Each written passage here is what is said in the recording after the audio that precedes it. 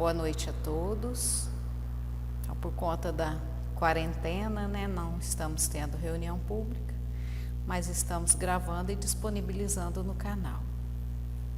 Nós estamos estudando o livro Boa Nova, da psicografia de Francisco Cândido Xavier, pelo espírito Humberto de Campos.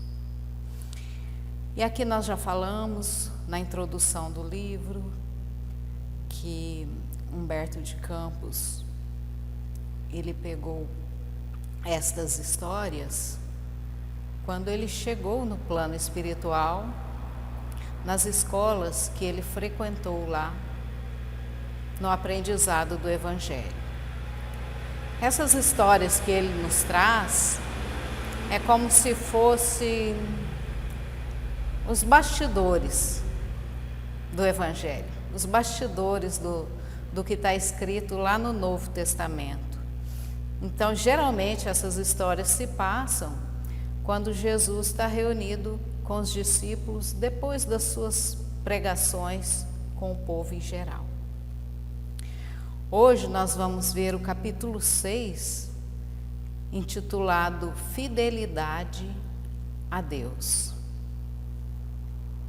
Então, depois das primeiras pregações de Jesus, com respeito aos trabalhos difíceis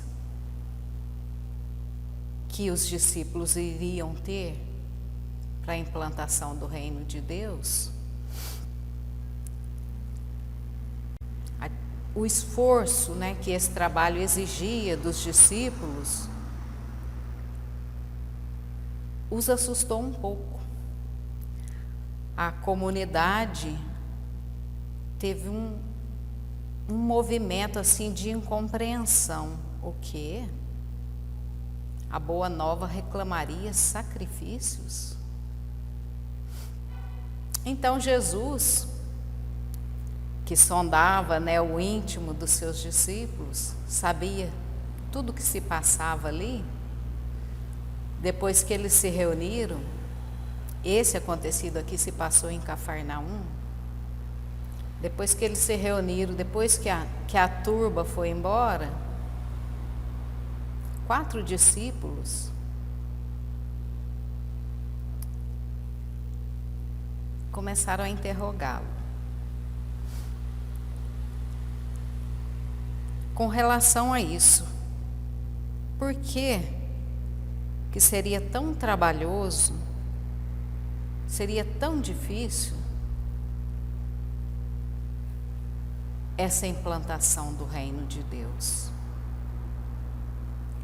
Após Jesus escutar essas confidências dos discípulos, ele ponderou: na causa de Deus, a fidelidade deve ser uma das primeiras virtudes. Mas o que vem a ser fidelidade?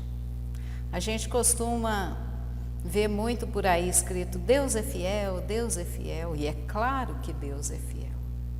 Mas Jesus disse que era preciso fidelidade da parte dos discípulos. E hoje, se aplicando a nós, que hoje somos candidatos, os novos discípulos de Jesus, essa fidelidade é preciso. Mas e o que vem a ser essa fidelidade? Fidelidade é uma palavra que deriva do latim fides, que ao longo do tempo foi totalmente mal interpretada pela humanidade. Fides quer dizer fé. E a humanidade sempre disse que fé é você acreditar. Mas na verdade, fides é confiar. Então essa fidelidade a Deus que os discípulos têm que ter, os discípulos da Boa Nova, é a confiança em Deus. Esse reino nós já estudamos lá no 3º capítulo, quando Jesus conversou com o sacerdote Hanã ele mesmo disse que esse reino é obra divina no coração dos homens. E por que Jesus falava reino? Porque naquela época existiam muitos reis, reinos, então as pessoas estavam familiarizadas com esse termo, com esse sistema de governo. Hoje nós ainda temos em alguns lugares alguns reis, rainhas, e também está gravado na memória evolutiva do nosso espírito o que é um rei, o que é um reinado. E Jesus, claro que ele falava desse reino,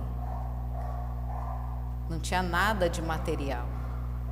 A princípio, os discípulos até pensaram que fosse, como nós estudamos no capítulo 1, em que Alcione,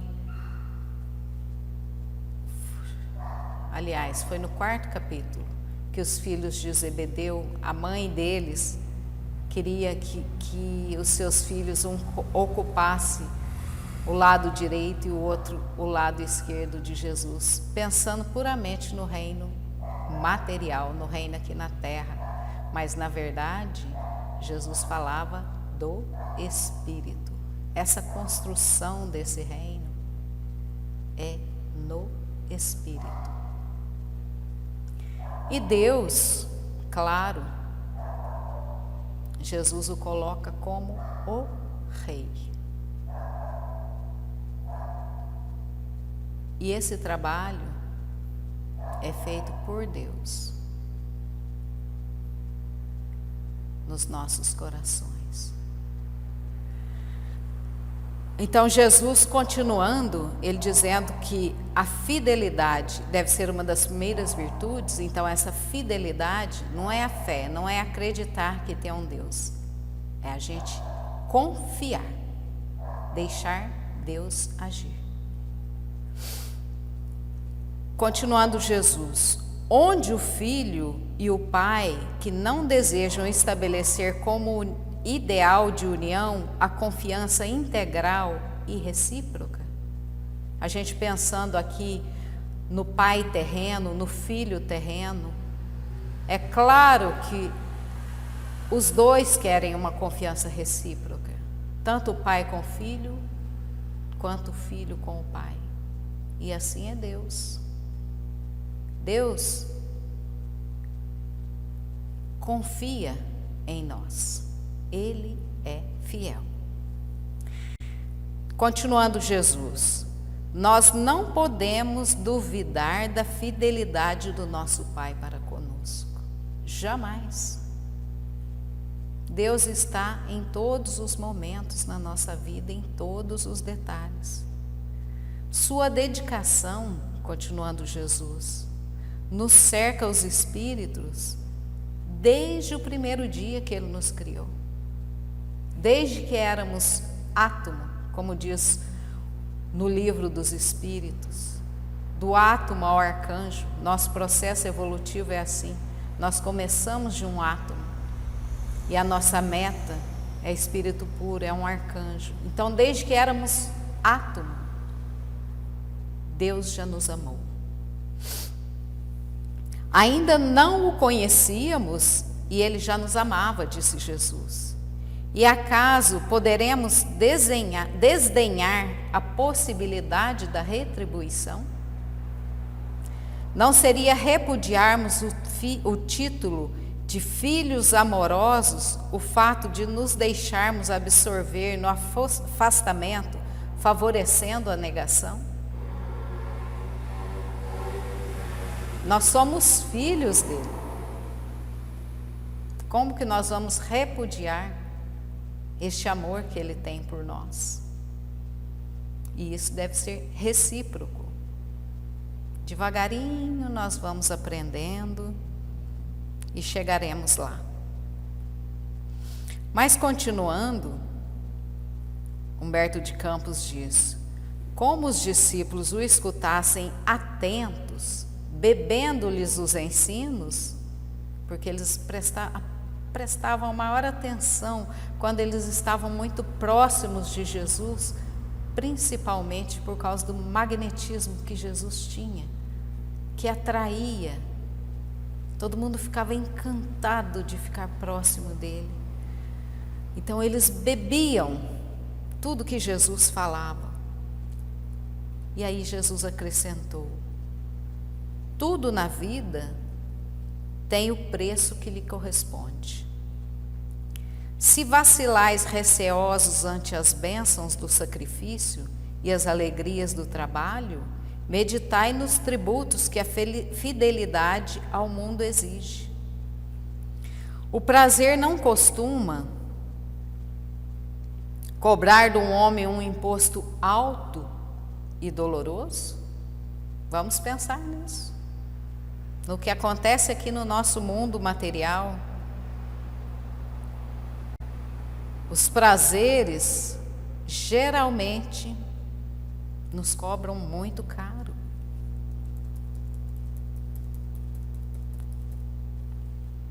Qual é o preço que o mundo reclama ao gozador e mentiroso?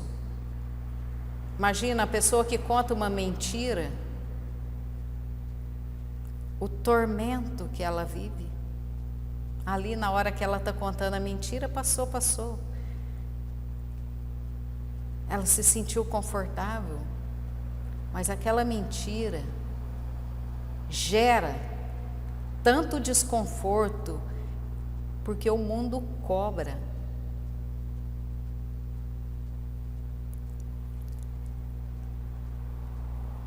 O clarão da lua, Humberto de Campos diz, iluminava aquele ambiente. Jesus reconheceu que os discípulos, diante das suas cariciosas perguntas, haviam transformado a atitude mental como que iluminados por súbito clarão.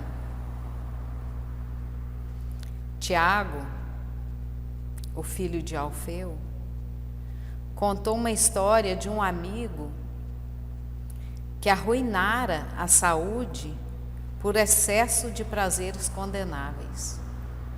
São os tributos que o mundo cobra.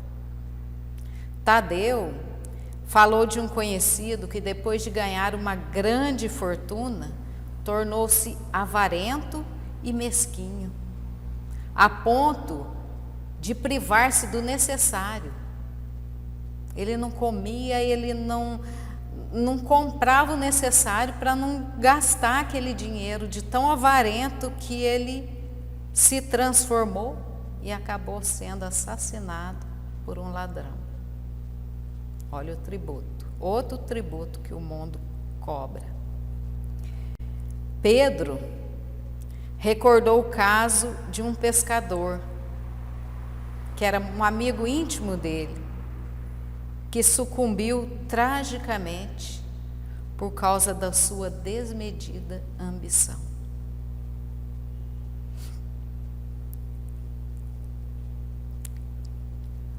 Aí Jesus, depois de ouvi-lo satisfeito, perguntou: não achais enorme o tributo que o mundo exige dos que se apegam aos seus gozos e riquezas?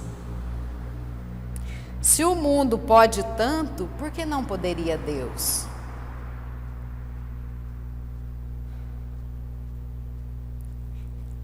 E por que não poderia Deus pedir a lealdade ao coração? Trabalhamos agora pela instituição do seu divino reino aqui na terra.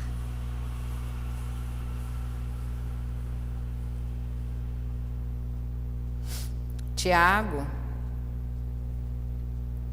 pensando, lhe dirigiu nesses termos: mestre, eu tenho um amigo em Corazim. Corazim ficava próximo ali de Cafarnaum, que vos ouviu a palavra santificante, desejava seguir-vos.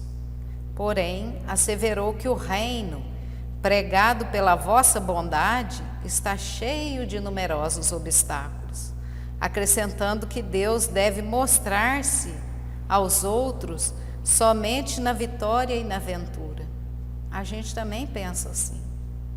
Nós estamos aprendendo, mas a gente só pensa que Deus está quando a gente está feliz.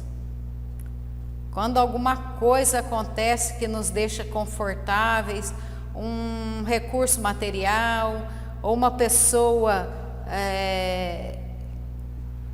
que a gente ama muito, é bem sucedida, e a gente agradece a Deus e acha que Deus só está nesses momentos.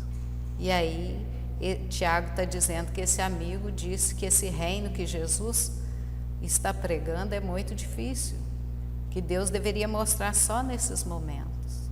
Será que é só nesses momentos? Nós estamos aprendendo que Deus está em todos os momentos da nossa vida. Todos. Nas dificuldades, Ele está sempre.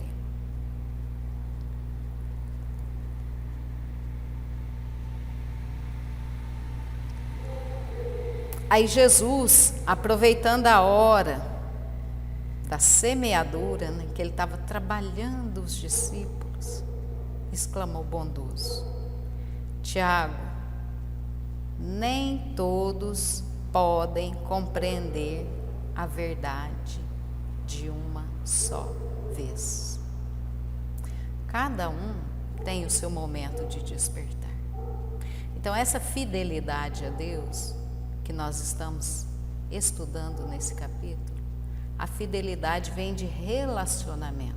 Deus, Ele se relaciona conosco o tempo todo, mas nós só vamos relacionar com Ele quando nós despertarmos, quando nós o buscarmos. E como Jesus disse aqui, cada um tem a sua hora. E Deus usa o tempo, Ele não tem pressa, Ele não constrange ninguém. Uma das leis do seu reinado é a lei do livre-arbítrio. Ele instituiu o livre-arbítrio. Nós podemos fazer o que nós quisermos. Nós sabemos que Deus é bondade suprema, é a justiça perfeita, é o amor supremo. Ele é a inteligência, Ele é onipresente, Ele está o tempo todo conosco. Ele é o Criador de tudo. Ele é o Criador do universo. E nós, como criaturas, é que devemos despertar para isso. Nós podemos, como eu disse, utilizar o livre-arbítrio para fazer a injustiça, para fazer pessoas sofrerem.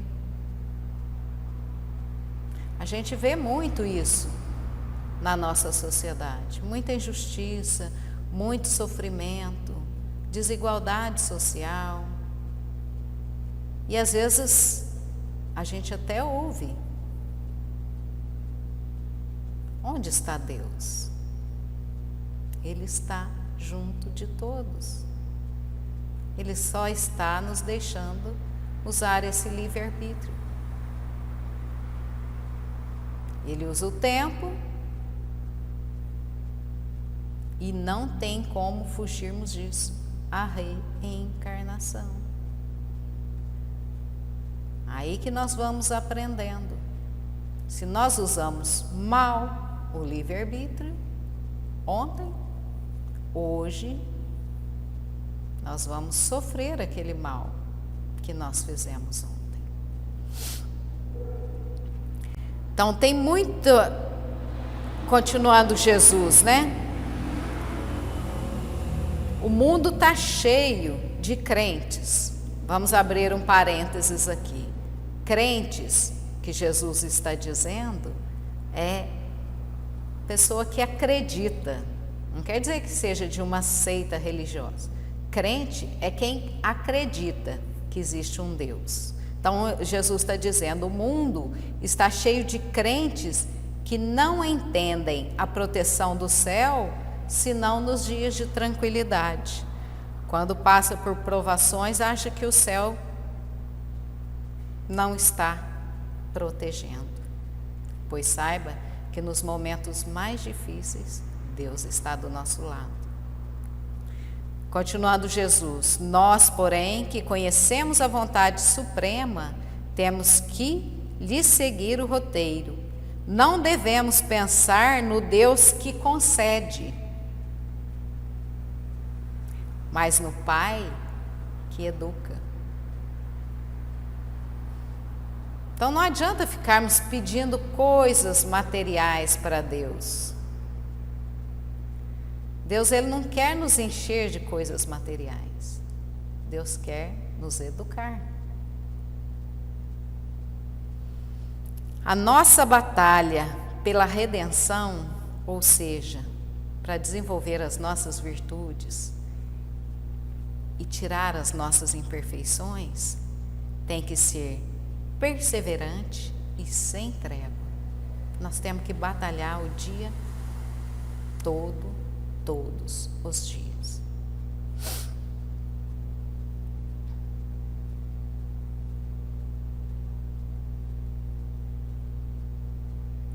Continuando, Jesus disse: que diríamos do filho que se conservasse em perpétuo repouso junto do seu pai, que trabalha sem cessar no labor da grande família? Ele está querendo dizer, os discípulos reclamaram ali, as pessoas estavam comentando que para a implantação desse reino de Deus é muito trabalho.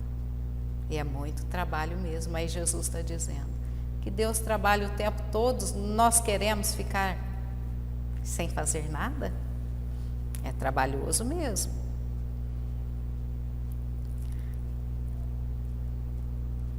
Tadeu perguntou para Jesus: mas de que modo se há de viver como homem e como apóstolo no reino de Deus na face desse mundo?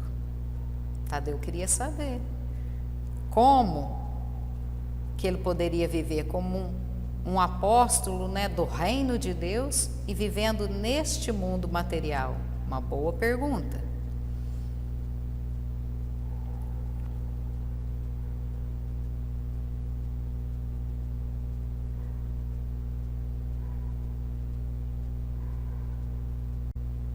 Em verdade, esclareceu Jesus, ninguém pode servir simultaneamente a dois senhores. Nós já vimos isso aqui, quando nós estávamos estudando o Evangelho. Que não se pode servir a Deus e a Mamon. Mamon, que é o dinheiro, né? Continuando Jesus, o discípulo da Boa Nova tem que servir a Deus, servindo a sua obra neste mundo. O que nós aprendemos? Nós estamos no mundo material, mas o mundo material é de Deus. Os recursos materiais que nós estamos utilizando, a nossa casa, os nossos bens materiais, são recursos pedagógicos que Deus utiliza nessa construção no reino de Deus no nosso coração. São de Deus, não são nossos. Nós somos espíritos imortais e estamos temporariamente utilizando esse corpo. Esse corpo vai morrer e vai ficar aqui na terra, junto com os recursos materiais. E o espírito vai sobreviver e não vai precisar de nada do que é material.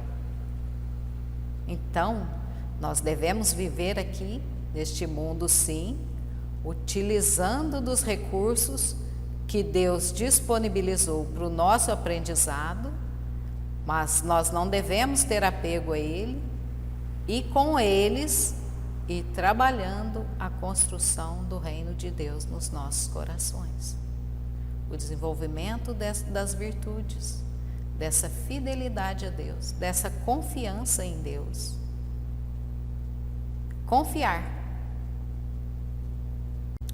Jesus ainda diz: o filho de coração fiel a seu pai, isso aqui no plano material, se lança ao trabalho com perseverança e boa vontade. E devemos ser assim com Deus também. Deus coloca pessoas em nossa vida, nossos filhos, nossos esposos, nossos pais. Nós temos que desenvolver nos nossos relacionamentos com essas pessoas que Deus coloca a paciência, a tolerância, o amor. Nós estamos aqui para desenvolver o amor. Ainda estamos muito longe desse amor, mas chegaremos lá.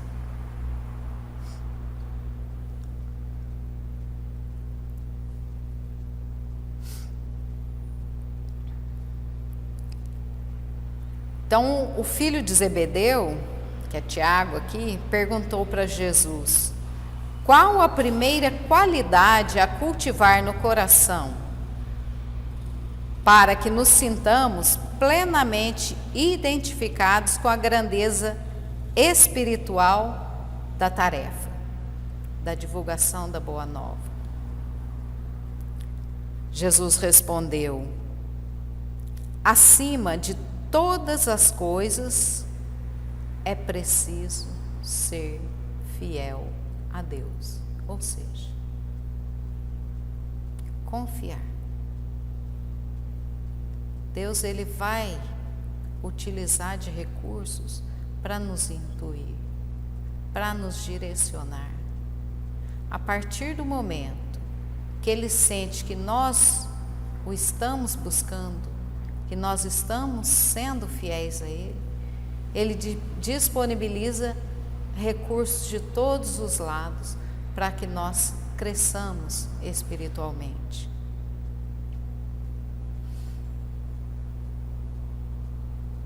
André disse a Jesus: mestre, nesses últimos dias tenho me sentido doente. Aí ele já falou do corpo físico. E receio não poder trabalhar com os demais companheiros. Como poderei ser fiel a Deus estando enfermo?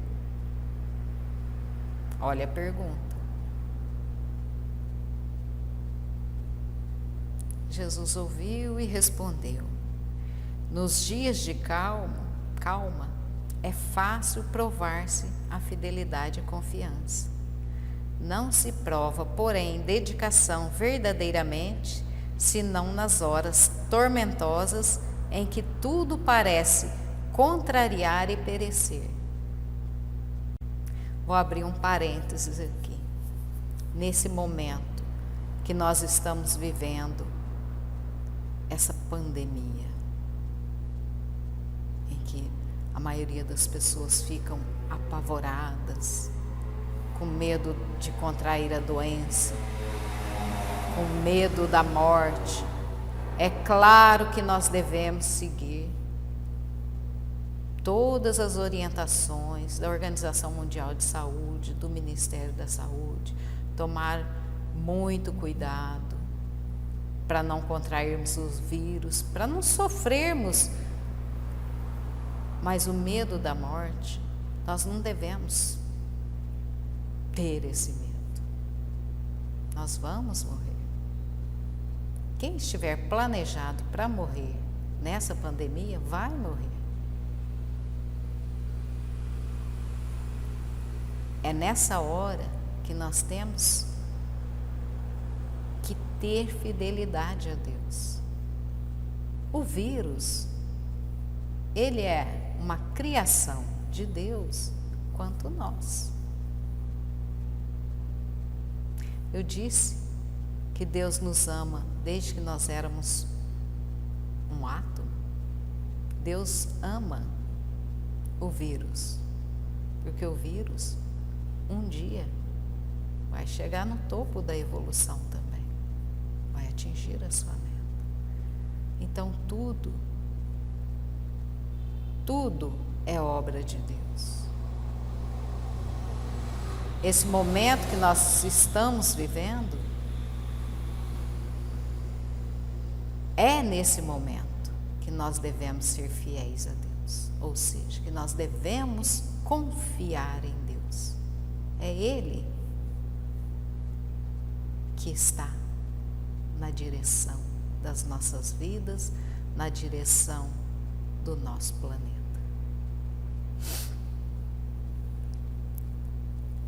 É nesse momento, como Jesus disse aqui, que nós provamos a nossa verdadeira confiança em Deus. Quando as coisas estão tranquilas, é muito fácil. Continuando Jesus, ele disse que o enfermo, a pessoa quando está doente, ela tem muitas chances, tem muitas maneiras de trabalhar para Deus. Ele diz, tateando ou rastejando, busquemos servir ao Pai que está nos céus.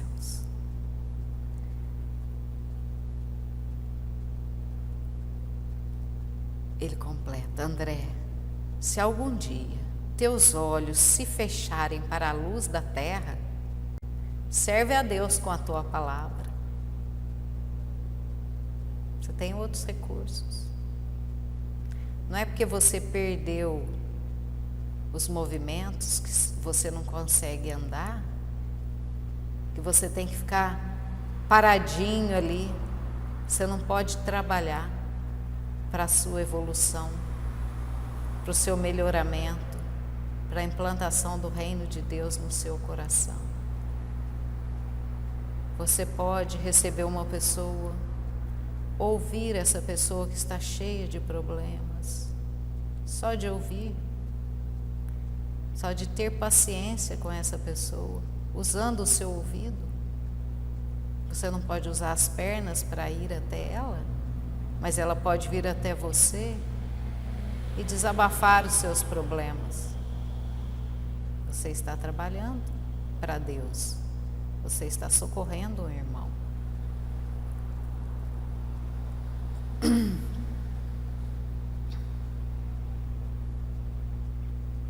Assim, se ficares mudo, toma a charrua, o arado, valendo de tuas mãos. Você não pode falar? Utiliza as mãos. Vai à procura de alguém que está precisando de algo, alguém que está com fome. Você não pode falar, mas você pode levar alguma coisa para a pessoa. Então não é porque você está enfermo que você não pode trabalhar. Depois de todas essas explicações, os discípulos disseram, Senhor, seremos fiéis. E foram mesmos. Devagarinho eles foram se educando e trabalharam muito. Depois que Jesus morreu na cruz, voltou, se mostrou para eles, os incentivou na tarefa e eles continuaram, cada um foi para um lado e foram espalhando. Olha, humilhados e perseguidos, continua Humberto de Campos, crucificados na dor e esfolados vivos, porque eles sofreram muito, souberam ser fiéis, eles não desistiram. Através de todas as vicissitudes da natureza e transformando suas angústias e seus trabalhos num cântico de glorificação, sob a eterna inspiração do Mestre, renovaram a face do mundo. E hoje nós, novos candidatos a discípulos de Jesus, comecemos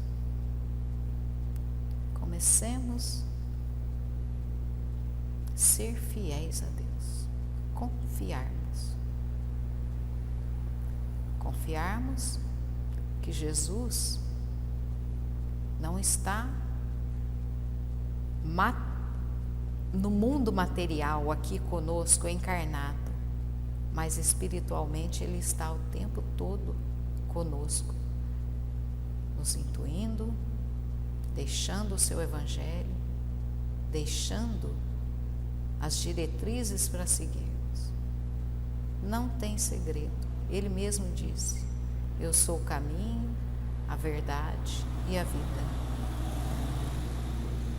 Ninguém vem ao Pai senão por mim. Então, como que nós podemos interpretar isto? Para sermos discípulos de Jesus, viver como Ele viveu, amar como Ele amou. E que Jesus nos abençoe hoje e sempre. Que assim seja.